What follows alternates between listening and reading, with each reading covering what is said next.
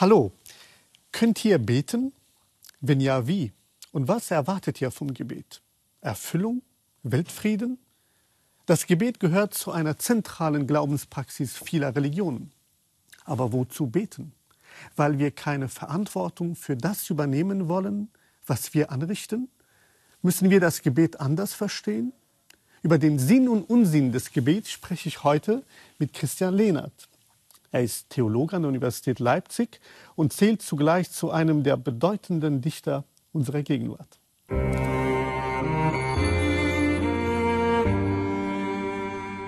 Herr Lehnert, wenn Götter uns bestrafen wollen, dann erhören sie unsere Gebete, sagte einmal Oscar Wilde. Wurden Sie schon mal in diesem Sinne bestraft? Glücklicherweise nie, aber mit der Erhörung der Gebete ist es ja auch so eine Sache. Es wurde einmal ein Gebet von mir erhört und das führt mich gleich auf das allererste Gebet, was ich jemals in meinem Leben gesprochen habe, in meiner frühen Kindheit. Ich muss gleich ins Anekdotische gehen, wenn Sie... Bitte. Ich bin ja in der DDR groß geworden, in einer Familie ohne religiöse Bindung, ohne jeden Bezug zur religiösen Tradition, also gewissermaßen areligiös aufgewachsen. Bis zu meinem 16. Lebensjahr habe ich keine Kirche von innen gesehen. Und ich erinnere mich an die Weihnachtstage. Also Heiligabend, da wurden bei uns die Geschenke ausgepackt, stand ein Weihnachtsbaum da, wir hatten eine sehr fröhliche Stimmung. Und der Höhepunkt war das Auspacken der Westpakete. Da kamen große Pakete und eine Tante aus Hamburg schickte uns immer so große Schokoladenweihnachtsmänner. Und ich erinnere mich, wie ich als Kind diesen Weihnachtsmann, also es war ein unendlicher Schatz, der wurde also wenn er vor Ostern gegessen wurde, dann war das fast schon ein Sakrileg. Jedenfalls, ich erinnere mich, wie ich am ersten Feiertag früh in das Weihnachtszimmer komme, mich da reintapse, ist noch dunkel, alle schlafen noch und ich breche von dem Weihnachtsmann oben eine Spitze ab, mache alles schnell wieder zu und trage das in mein Zimmer, lege das auf das Fensterbrett draußen, mache schnell den Vorhang zu und mache das Fenster zu. Und dann sitze ich dahinter und warte. Was war da? Ja? Also in meinem kindlichen Gemüt, so reime ich mir das heute zurecht, war damals gewissermaßen eine Offenheit, ja, eine Frage, wie so eine Art leere Kammer in mir. Etwas war offen, ja, etwas fragte nach, also ein Ventil für diese Fülle von Emotionen, die diese Weihnachtszeit mit sich brachte. So, und jetzt komme ich zur Erhöhung. Natürlich, es kam, wie es kommen musste. Eine Stunde später habe ich das Fenster aufgemacht und das Stück Schokolade war weg. War das eine Art Opferritual in einem kindlichen Gemüt, gewissermaßen ein archaisches Wiedererinnern? Ich weiß es bis heute nicht, aber ich muss sagen, im Grunde genommen bin ich in meiner Vorstellung vom Beten und meiner Praxis des Betens nie wirklich weiter als damals. Es sind Rituale, von denen ich nicht genau weiß, was mit ihnen passiert, die ins Offene weisen. Es sind Rituale, die ich niemals als eine Technik verstehen kann, die ich nie... für die Frage zum Beispiel, wozu beten, schon äußerst schwierig ist. Ne? Ja, ich könnte Ihnen einfach weiterhin zuhören und das ist das Schönste an einem Gespräch, dass Sie meine weiteren Fragen schon so organisch selbst aufgenommen haben, als hätten Sie gespickt. Schauen Sie, die Frage, die ich jetzt hätte, wäre, hat sich etwas geändert? Und Sie haben selbst gesagt, eigentlich bin ich da nicht weitergekommen. Was berührt Sie bei dieser Gebetserfahrung? Ja, was ist eigentlich Beten? Oder was verbinden wir mit dem Wort? Also wir sprechen jetzt von etwas, was meinen wir eigentlich damit? Ja? Ich würde ja als ersten Impuls zwei Dinge sagen. Beten ist zunächst erstmal ein Ausdruck von Staunen. Ja? Staunen darüber, dass ich bin, dass etwas ist, dass es diese Wirklichkeit gibt, überrascht sein. Zum Staunen gehört eine Offenheit. Ja? Da weiß ich noch nicht ganz genau, was mir da entgegenkommt. Sonst bin ich nicht überrascht, dann staune ich nicht. Und das Zweite, was ein Grundelement des Betens, denke ich, ist eine Verunsicherung, eine Verstörung, ja, nicht ganz zu Hause sein in mir selbst. Ja? Es tut sich gewissermaßen so eine Art Riss auf und das Gefüge meiner selbst kommt aus dem Tritt. Und in diesen Riss dringt etwas ein oder auch nicht. Ja, sie hat einmal, glaube ich, geschrieben, der Gott, den es nicht gibt, das ist dieser bleibende Riss oder der dunkle Riss in mir. Mehr davon. Was ist das, was ein Gefühl der Unheimlichkeit in Ihnen auch scheinbar aufscheinen lässt? Ja, diese Unheimlichkeit.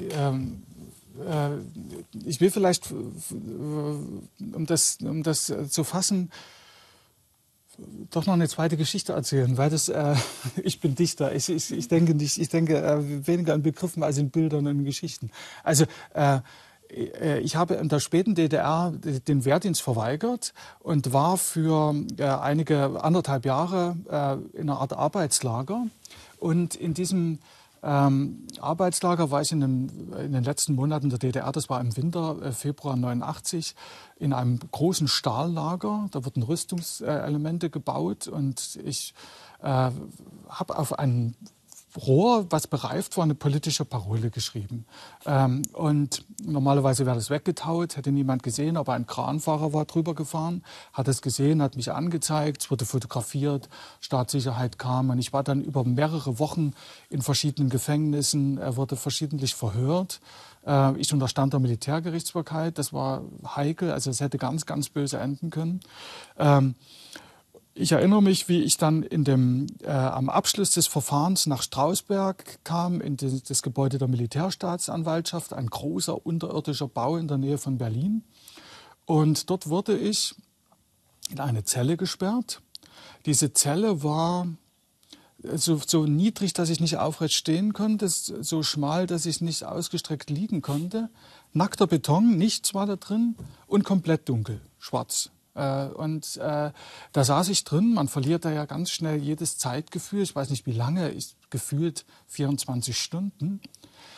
Und in diesem kompletten Schwarz implodiert ganz schnell die Grenze zwischen Innen- und Außenwahrnehmung. Man verliert gewissermaßen den Realitätsbezug, man ist schutzlos ausgeliefert den Bildern, die da im Inneren aufploppen, die explosionsartig auftauchen.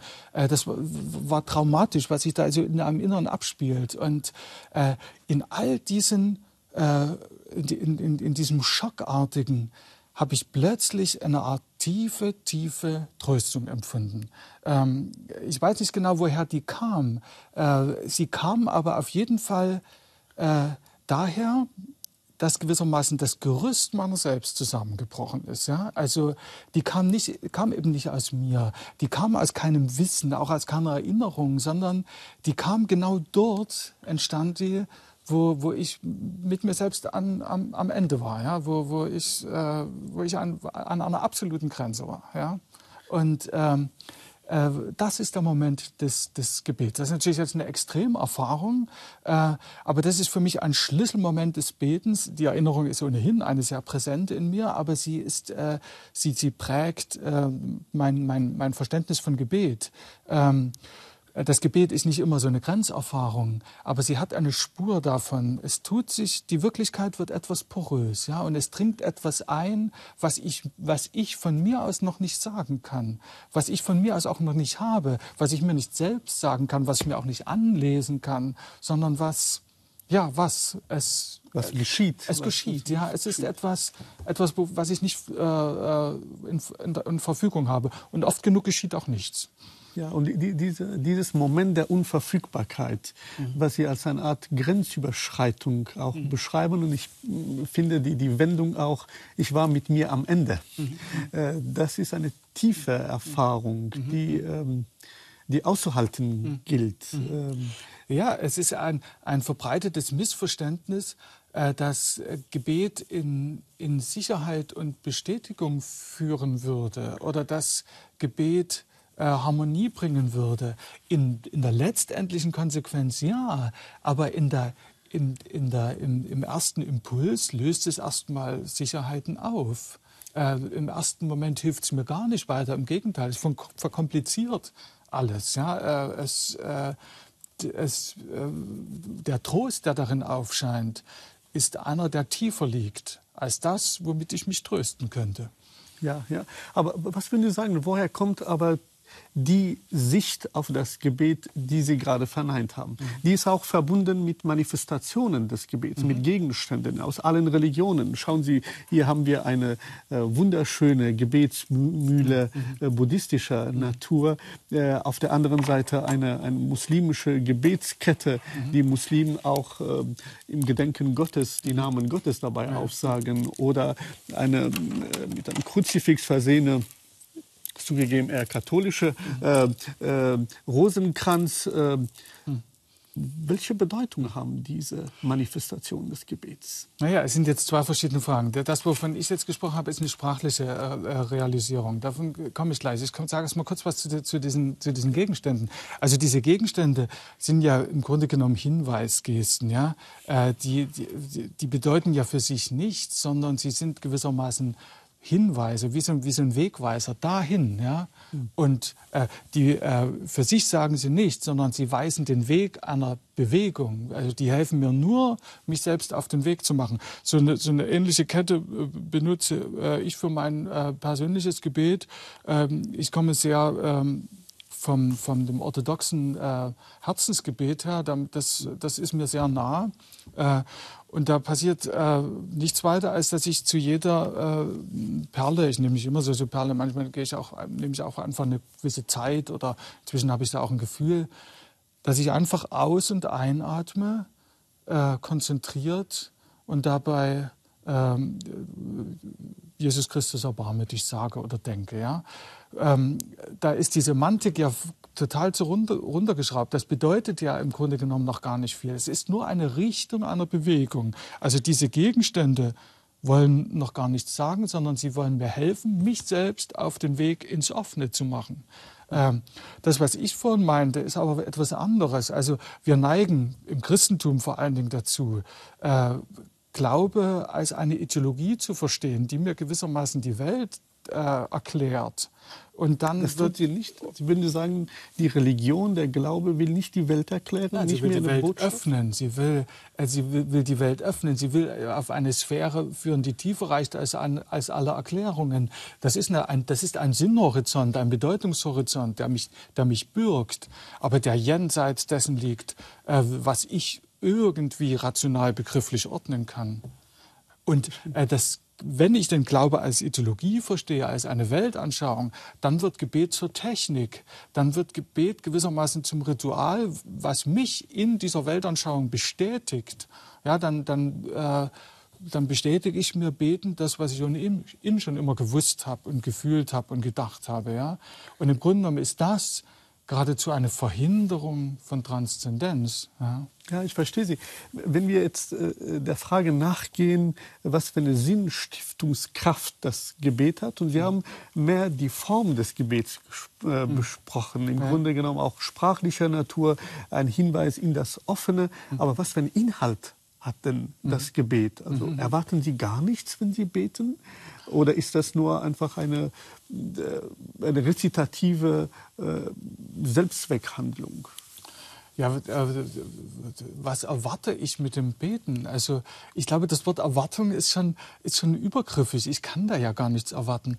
Was steht mir denn zu, in der Begegnung mit dem unsagbaren Geheimnis Gottes etwas zu erwarten? Nein, also erwarten tue ich da. Erwarten ist es. Ich würde sagen, ich brauche es. Aber ich brauche es, weil sich darin etwas wie eine Beziehung äußert, ein lebenslanges Suchen, ja, ein Weg, auf den ich mich begebe. Ja. Es ist ein Beziehungsgeschehen, für das ich aber genauso wenig erwarte, wie man in der Liebe erwartet. Ja, das ist das falsche Wort dafür, nicht? Also es ist ein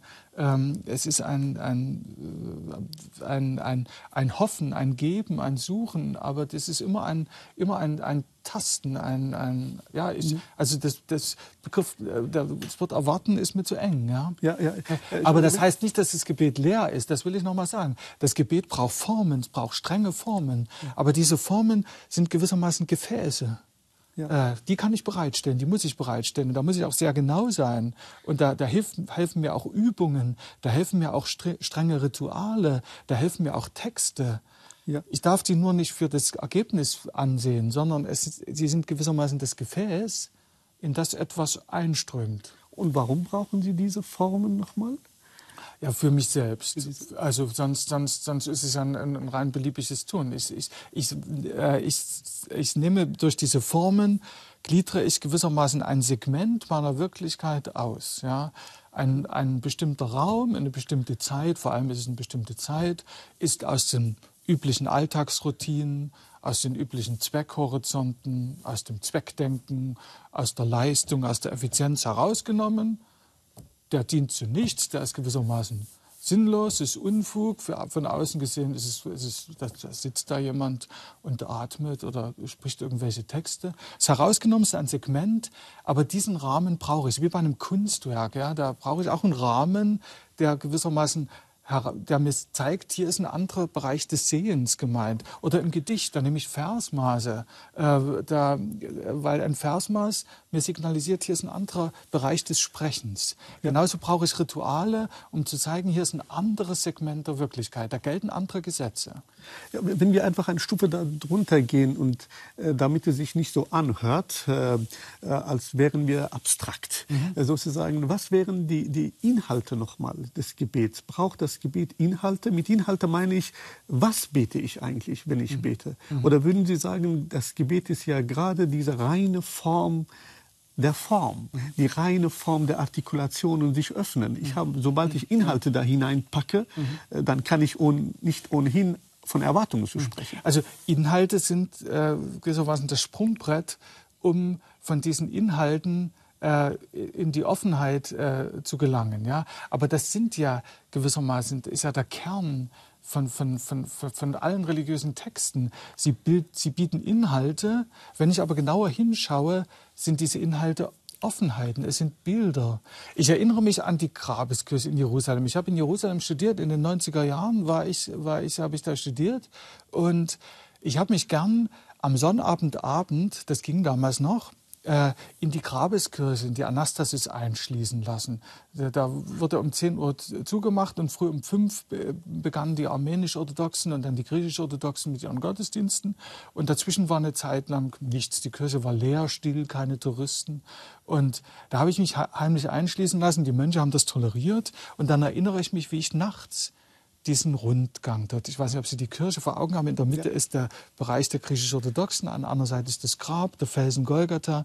Und ich bin da immer im Kreis gegangen, immer rundherum, gewissermaßen durch die Heilsgeschichte, den ganzen, von Kreuzigung zur Auferstehung, dann wieder immer diesen Kreis, diese Geschichten. Und dabei vollzieht sich was ganz Eigenwilliges, dass nämlich diese dauernde Wiederholung dieser Bilder zu einer unglaublichen Stille führt. Ja, ich bin dann da gelaufen. Und dieser Weg im Kreis war eigentlich ein Weg in die Ferne. Ja? Das ist ganz merkwürdig. Zwei sich widersprechende Raumprinzipien. Ja? Also ich gehe im Kreis und gehe aber eigentlich in die Ferne. Genauso ist das mit den Texten und mit den Bildern, mit den Inhalten des Gebeten. Natürlich sind die wichtig, ohne die kann ich nicht beten. Aber sie sind noch nicht die Sache selbst, sondern sie sind gewissermaßen den Kreis, den ich laufe, um in die Ferne zu laufen. Ja, vor allem 2 Begriffe fallen mir auf in dem, was Sie erläutern. Zum einen der Begriff der Liebe, weil Sie mit der Liebe das Ganze verglichen haben, und dann der Begriff der Wiederholung. Ja. Also etwas, was sich immer wiederholt. Genau. Und das scheint auch mit der Liebe eben verwandt zu sein. Und auf der anderen Seite würde ich Ihnen gerne widersprechen, wenn Sie sagen, ja, in der Liebe erwarte ich ja auch nichts. Aber das Einzige, was doch die Liebe gebietet, ist doch Beziehung. Das heißt, wer liebt, erwartet mindestens geliebt zu werden. Das heißt, Gebet scheint ja auch, wenn wir es mit der Liebe fassen, eine Art Beziehungsstiftung zu sein. Wer liebt, erwartet geliebt zu werden? Wollen Sie nicht geliebt werden, wenn Sie... Ja, ich will schon geliebt werden, aber wenn ich liebe, ist die Frage, ob ich geliebt werde, zunächst erst einmal nicht, also ist nicht zweitrangig, aber es kommt danach. Also schon dort ist mit der Erwartung so eine Sache. Ja? Also es gibt große Liebesgeschichten, die unerfüllt waren. Und das sind vielleicht die schönsten Liebesgeschichten. Genau, weil die schmerzen, weil sie sozusagen nicht Erfüllung gefunden haben. Aber das ist ja eben genau, dem Gebet liegt ja eine Erfahrung zugrunde. Also und weil Sie von der Liebe sprechen, ja, es liegt, glaube ich, dem Gebet die Erfahrung zugrunde, geliebt zu sein. Ja? Allein dadurch, dass ich da bin, das ist ein Ausdruck, dass ich geliebt bin, ja? dass ich gewollt bin in irgendeiner Form. Ja? Und diese Erfahrung, das ist gewissermaßen die Grunderfahrung, ja? Und die trägt das Gebet. Ja? Ja, ich verstehe. Und dazu gehört, weil Sie von der Wiederholung sprechen, ja, es ist Wiederholung. Gleichzeitig ist es auch das, wie im Gedicht. Ja, der Vers bindet ja immer durch Versmaße Ähnliches aneinander. Er wiederholt sich gewissermaßen, aber es wiederholt sich Ähnliches. Ein Gebet ist nie gleich. Ich wiederhole es und wiederhole es, aber ich bin nie am selben Ort. Ich bewege mich gewissermaßen in der Wiederholung weiter. Ja? Und so gesehen eine Wiederholung, die eben keine Wiederholung ist. Ja. Und was mir noch auffällt, dass Sie Ihre Schilderung des Gebets nicht nur als eine existenzielle Erfahrung begreifen, sondern diese Erfahrung auch mit dem Begriff Raum etwas zusammenhängt. Am Anfang haben Sie von einer Art leere Kammer in sich selbst gesprochen. Dann erinnere ich mich an Ihrem Kinderzimmer. Das ist ein ganz bestimmter Raum eines Kindes, das Sie sozusagen geviert. Und dann der dunkle Raum, in dem Sie sozusagen eingesperrt sind. Und dann Ihre wiederholenden Gang in Jerusalem. Welche Bedeutung haben Räume für das Gebet? Also Räume sind entscheidend. Räume sind, also in meinem persönlichen Gebet bin ich da sehr streng und geradezu penibel, geradezu zwanghaft, ja, dass es bestimmte Anordnungen braucht. Also es gibt auch allein die Rituale des Vorbereiten eines Raums sind wichtig, weil ich gewissermaßen damit mich herauslöse aus dem, der ich sonst bin. Ja? Und dann bereite ich meinen Gebetstisch vor, zünde Kerzen an, da steht eine Ikone und das ist ganz entscheidend. Oder in Kirchen, ich meine, die sind ja geprägte Räume. Bei Ihnen in der Moschee, das sind geprägte Räume, die eine eigene Semantik haben. Eine Semantik, aber eben im Sinne eines Wegweisers. Ja? Bei Ihnen ist das ja ganz, ganz deutlich. Die Qibla, ja, die zeigt einen Weg. Dahin. Ja. Genau, das heißt, und die zentrale Frage ist, die mich bewegt zumindest an dieser Stelle, und ich glaube unsere Zuschauerinnen und Zuschauer auch, wozu wir beten. Und da ist nicht wirklich zunächst eine Erwartung damit auch verbunden, sondern auch die Frage, nicht nur an wen ich mein Gebet richte, sondern ob überhaupt das Gebet zeitgemäß ist. Weil die Formen, die Sie beschreiben, Wiederholung, sind für Langeweile, mit der eigenen Dunkelheit versöhnt sein, sich öffnen lassen, damit leben können, dass das eben nicht so gelingt, wie man sich so gerne wünscht. Erwartungslos sich öffnen, nicht unbedingt geliebt werden wollen, aber lieben. Scheinen nicht gerade Zeichen unserer Zeit zu sein. Genau, also ich glaube, die zentrale Krise des Betens, und die betrifft übrigens Religiöse wie Areligiöse gleichermaßen, liegt, glaube ich, daran, dass wir stärker als viele früheren Jahrhunderte gewohnt sind, uns einzuschließen in bestimmte Weltanschauung, Deutungshorizonte, Vorstellungen von uns selbst, Glücksvorstellungen und nicht bereit sind, uns zu öffnen, uns irritieren zu lassen. Ja? Das ist, glaube ich, die Grundkrise des Betens. Und die hat zu tun auch mit der Krise des Schönen oder mit der Krise der Künste. Das sind verwandte Erscheinungen. Ja? Das Wozu des Betens, das ist aber Ihre eigentliche Frage. Ja? Natürlich gibt das Gebet eine Art Trost und eine Art wie soll man sagen, Gewissheit, Hoffnung, die tiefer reicht als alles sonst auf dieser Welt. Ja? Nur, ich sage, muss immer dieses Körnchen Salz da reinstreuen. Nur kann ich das noch nicht haben, sonst wäre es eben keine Hoffnung. Sonst wäre es keine Gewissheit, die tiefer reicht als ich selbst. Ich kann es nicht haben, ja. Ich erfahre es. Und diese Erfahrung, die ich damit mache, die ist so stark, dass ich gar nicht anders kann. Und die Frage, wozu, sich gar nicht mehr stellt. Ja? Also als ich damals diese Erfahrung, die ich machte in der Dunkelzelle, ja, die ist so stark, dass ich mir die Frage nach später wozu beten, die steht nicht mehr. Ja? Aber braucht man Religion, braucht man einen persönlichen Gott, um zu beten? Denn allein in der Schweiz, wissen Sie, 30% der Bevölkerung ist konfessionslos. Ist das Gebet etwas spezifisch Religiöses? Oder würden Sie sagen, dass das Gebet auch selbst sich säkularisiert hat? Ja, ich glaube, dass das Gebet ein Gegenüber braucht. Also ich denke, dass das Gebet verträgt was nicht, nämlich eine Abstraktion. Es ist ein Beziehungsgeschehen, ein Gegenüber.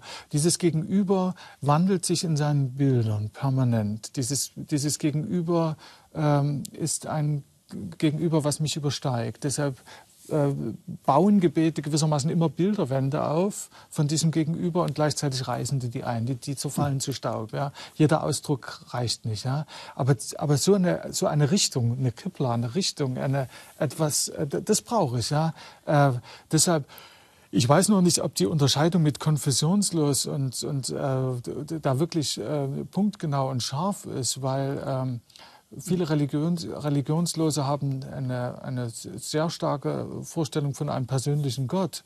Und viele Christen oder Muslime haben eher eine Vorstellung von einem apersönlichen Gott. Ja? Also da wäre ich vorsichtig. Ich bin überhaupt unsicher. Ich bin ja im Osten Deutschlands aufgewachsen, in der DDR, und lebe jetzt in einem der höchst säkularisierten Bereiche dieser Welt. Ja.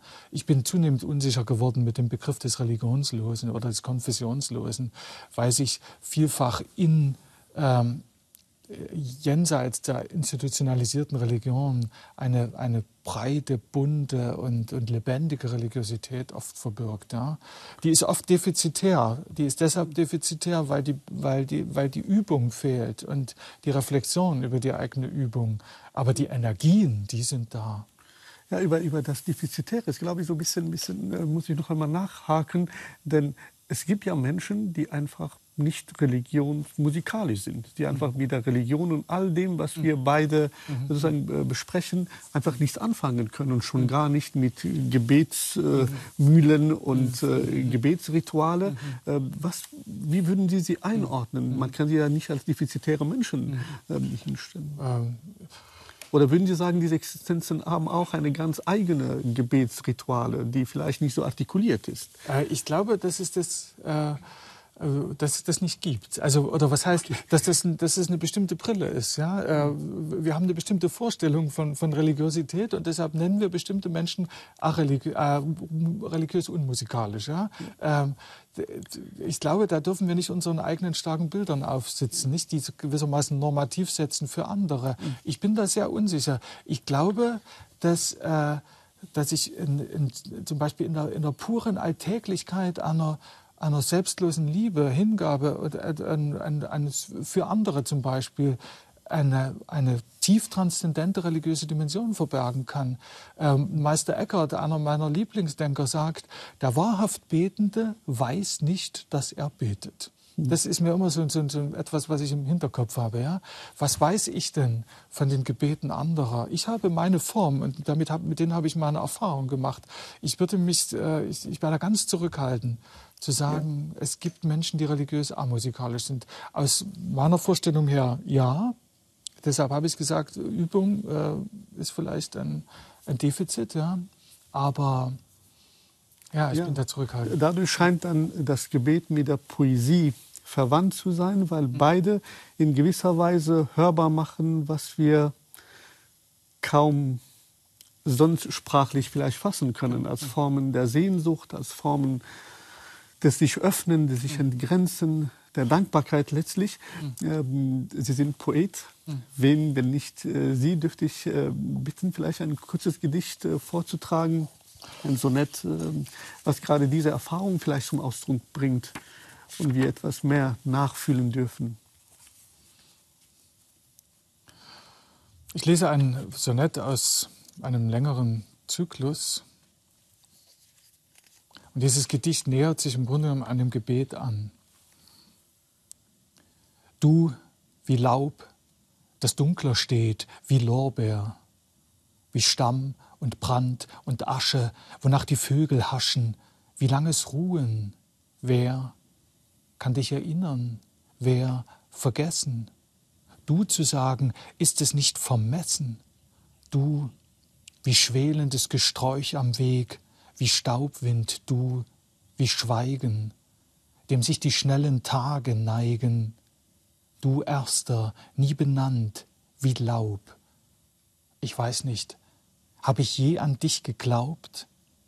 Es war vergebens, denn du pochst in mir.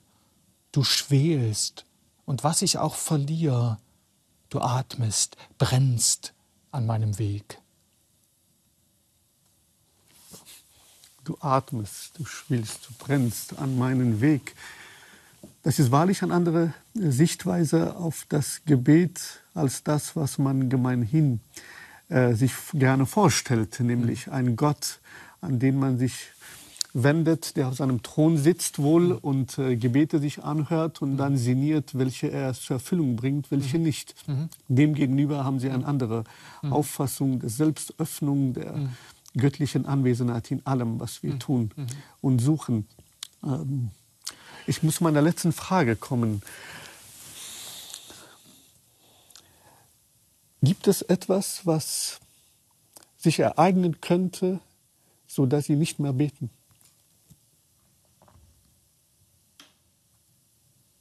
Ja, das ist eine Frage. Ich glaube, ich würde jetzt im Augenblick sagen, nein.